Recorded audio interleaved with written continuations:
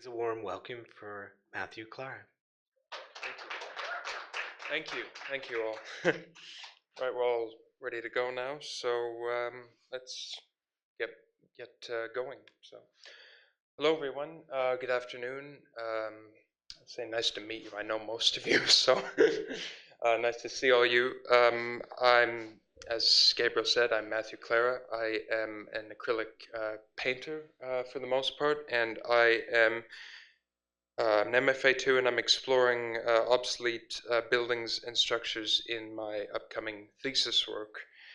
I'm mostly attracted to symbols and semiotics from another time encountered in a very everyday, banal, public outdoor atmosphere. So let's get going. A little bit about me. There I am there with some of my work.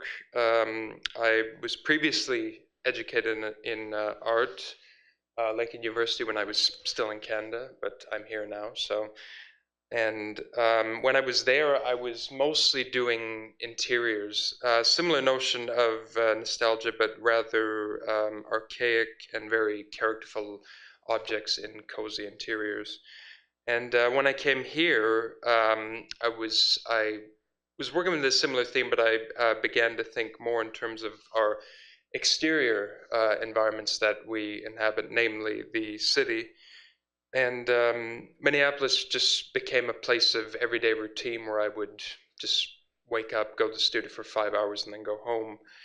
So there wasn't a lot of great artistic inspiration in that. So I began to draw from my time abroad, where I encountered more of these objects of obsolescence in a much more compact, cozy city. So get more into that. This is some of my previous work. Paintings. I did a little bit of drawing with pastel, Conte, and experimenting with that in terms of the interiors which I mentioned. And my studio methodology. So how does it start? What do I do in the studio? So it all starts with photography, really, even though I paint. Photography is something which is quite spontaneous. It's a fleeting event which has an expiration date for me, which is why I'm constantly taking pictures.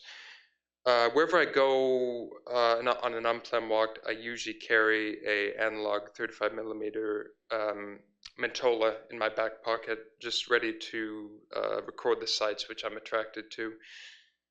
However, when I'm here, when I come back here, I am doing acrylic painting every single day from the pictures. Painting from pictures is what I'm doing. And these are the pictures right here, which I mentioned, which become transcribed into paintings. So the what and why am I doing this? The exploration of signs and my passage through cities is quite prevalent to the writings of Guy Debord, who was a French sociologist. He wrote the International Situationalist Journal in 1958. Dervé is specifically an artistic movement crafted by the Lettres International Collective in Paris. And Dervé essentially means in English to drift. Drifting, it's a rapid passage through varied ambiances. And it's something which we drop our normal motives for walking. We're walking because we have to get somewhere in a hurry. This is rather the polar opposite of that. It is simply being drawn, being sort of seduced by the attractions that we encounter in a terrain. So here's an example of that. Me just walking in Madrid, I think. Yeah, Madrid this was. And there's a couple more examples of just the seemingly everyday attractions of a place. I have Coca-Cola cans. I have a little optometrist here, which I'm going to go back and paint eventually. And paintings, that's why we're here. So, and these are a few of my works. Telephone booth, this was last semester. The kiosk this semester. The Renault, yeah, and Fujifilm, yeah, both last semester, these guys. The content and the subject matter. So talked a little bit about derive, and it is to me mostly archaic living space entanglements, which essentially means goods attached, sort of bolted to a physical location, which is what that means. As you probably saw, universal commodities such as Coca-Cola, picture glasses, telephone booths, and so on. People were just sort of quite conditioned to understand, buy, conform, and consume what is now.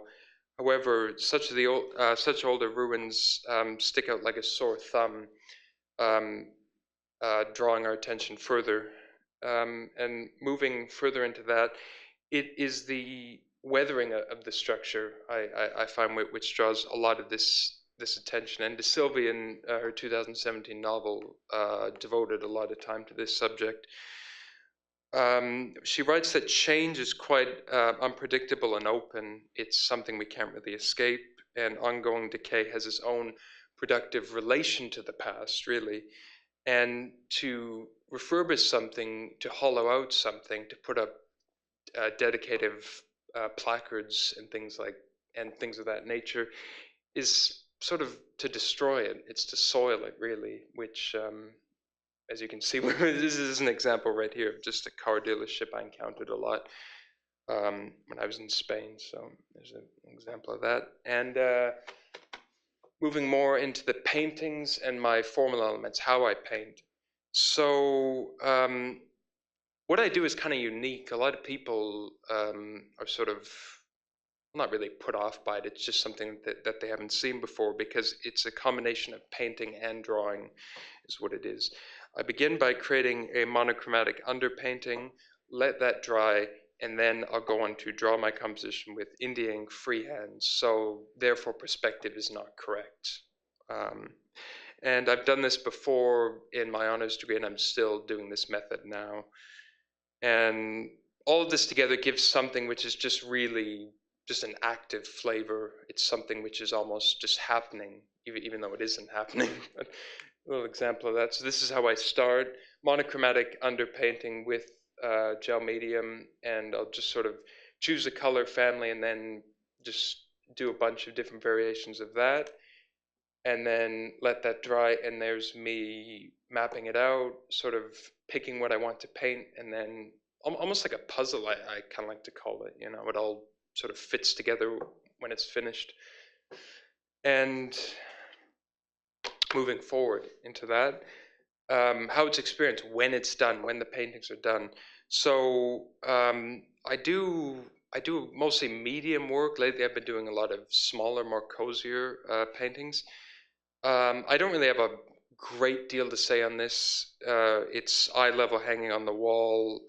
I like to show most places just that it's a white minimalistic space, given that the works, as you saw, are quite warm in color temperature. It just needs its own time to breathe on a minimalistic white wall. So, and let's show some pictures. Yeah, see what I mean by this. These are some of my works in my studio, and yeah, they can just kind of breathe. It's quite a warm temperature, very saturated. So. And a lot of people who look at my work, I devote a lot of time to these minute little details, which is just a lot of fun for me to paint these. And I've noticed a lot of people looking at my work, moving their cone of vision really close to the painting so they can experience these fully. And moving forward, to my historical creative context of my work, what artists I'm looking at, what artists inspire me. So when I'm traveling a lot, I go to a lot of galleries at my own will. I feel that it's a lot of fun to see artists that are relevant to the location where I'm in. So this was this man here, Heinz Joseph Klaven, stages the everyday life of the 1970s, North Rhine-Westphalia in Germany. And much like myself, he's interested in photography and painting and transcribing the photographs into paintings. This itself was a photograph. He's someone who enjoys Sunday walks where colorful shop displays windows are encountered in quite a documentarian style. I was inspired by this painting specifically because I'm interested in signs and signage. And if we dig further into that, there remains sort of a reverence for the product with these older advertisements. I see a picture like this, and I might be thinking about a fueling attendant who might come up to fuel my car, which is something that we don't really see now, right? We have to do it ourselves, or there's robots being taking that job over. So, and moving further, this was an exhibition that I saw, Valencia, Spain, which is where I saw this. And Placeau is a French travel photographer, does a lot of work in this country, Western US, Niger, which is in West Africa, Mexico, and Spain. And this was an exhibition of, I believe, 80 or so photographs in different locations of the country. And he uses freshen paper, which essentially gives the work a very soft, grainy texture, which is something I enjoy in photography, why I like to take pictures. He captures the locality of the terrain for sure, but this stuck out to me because of the materiality of the work. I like to paint a lot of things like cement walls, and I just find that materiality especially helps situate ourselves in a landscape of time in a city as architectural styles change and these old walls just fall into ruin, like I try to execute here. And what I just said, Solnit wrote a lot on this subject, and these ruins sort of, they do help situate ourselves in a landscape of time as styles change, as buildings change, and therefore we're drawn to them a lot further. And you can just see that with this visual contrast here with just, this was a mailbox or something, which has just became a poster board, and compared with just this clone-like urban development, which is stifling these spaces, which I'm most interested in. And just a visual contrast of what I'm talking about. That is about it. That's mostly of what I have to say on this. So just a big thank you to Sarah, a big thank you to my mentor, a big thank you to my thesis committee, Katayun came, which thank you very much for coming. And there are my references, and that is about it, really, if you have any questions. So thank you.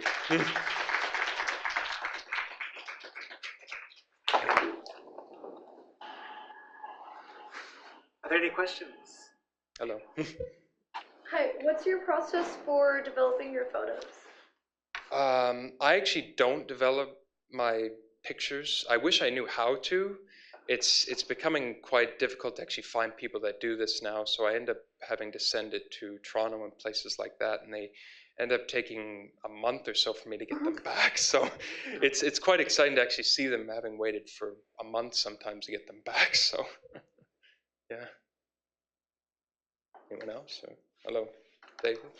Hey, so you have a lot of, or text appears often in your work. Do you think about that mostly as an aesthetic addition, or are you interested in the content of the text in some way? I'm interested in the content of the text. Text and advertising, it can sort of speak to personal interests too, which is something I like. I'm interested in cars. I'm interested in photos. I'm interested in branding, Kodak, Fujifilm.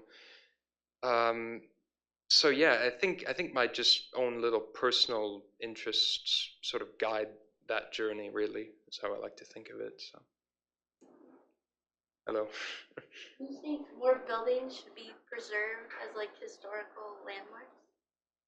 No, I don't think that they should be preserved as physical landmarks. No, I think that they should just be able to exist without our own intervention. Thus, like I said, hollowing them out, putting up dedicated historical placards. It sort of damages that relationship. Really, I think so. Yeah. Anyway, That slide where you had the mailbox and then the complex, that was striking. Yes. Do you ever think of portraying in addition to what inspires you, do you ever think of portraying in your paintings things that actually frustrate you and maybe show the contrast of? That's good, actually. Yeah, that's good, because I tend to drown those things out really when I'm painting, and I sort of go to my own little fantasy world when I'm just scouring through my pictures, and I don't really think of things that frustrate me really, but maybe I could paint things that frustrate me, maybe. So. Yeah, so. Hello. Your paintings are very, I would describe them as very surface oriented. When I see them, they're quite flat, and I feel that the texture is very foregrounded, which is interesting because you're painting architecture and you feel like you're kind of intentionally minimizing our experience of depth with that. I'm just curious if you could talk more about that, or maybe that relates to you in some way to the idea of ruins that you're interested in. Yes.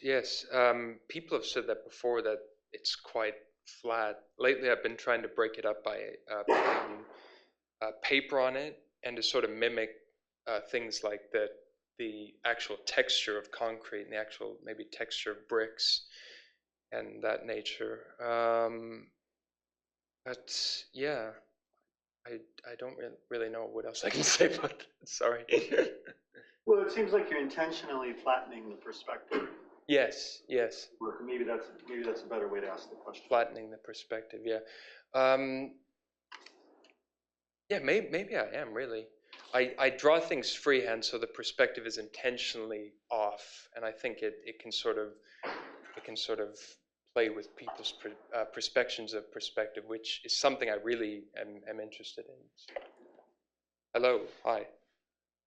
Hi, thank you. You use a lot of photographic iconography, which is really kind of indexed to 70s and 80s. It reminds me a lot of people like William Eggleston, for example. And imagery like that was interestingly used as source imagery for like dystopian films from the 2010s or so. Particularly like The Road is actually almost all William Eggleston images. And I'm curious about how you think about temporality, because you mentioned the aesthetics of ruin, but a lot of the images that you're kind of sourcing, even in the contemporary, are actually things that have persisted from the 70s to the 80s, the signage, those kinds of things. How do you think about time and temporality in relationship to your practice?